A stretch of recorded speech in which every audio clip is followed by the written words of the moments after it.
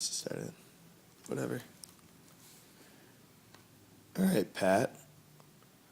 What's it been like for you to, start from scratch, have this idea, and create, execute, and see this idea become a living, breathing thing between you and the people that have ultimately become your best friends?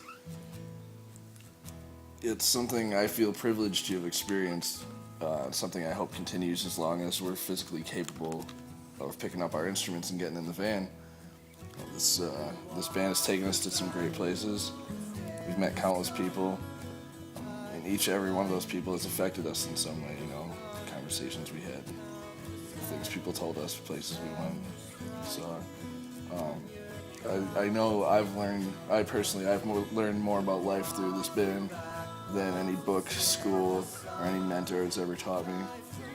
It's been far more than just music or some means to an end, some would-be Hollywood ending. It's been a way of life, it really has, and I think that's what's important.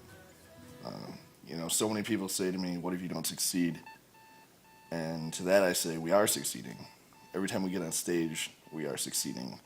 Continuing to exist and grow as a group of people in every aspect of our lives, be it music, hobbies, relationships, or anything else, that's what it's really all about.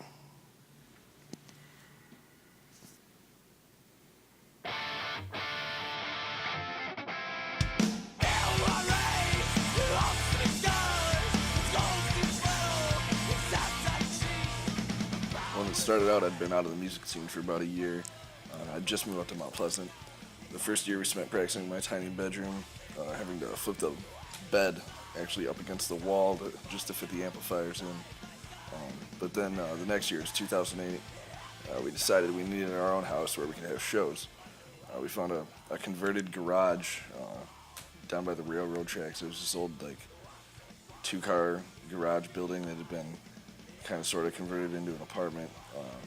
And a year later, after moving in there, we started having shows as soon as we got there, and we were having turnouts from anywhere from 150 to 300 people trying to shove their way to the front of our living room to see the band.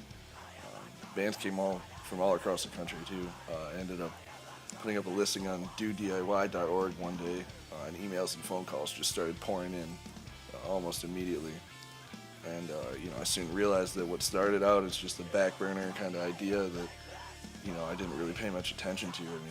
There was maybe 20 people at our first show there, but it had become something kind of beyond our control.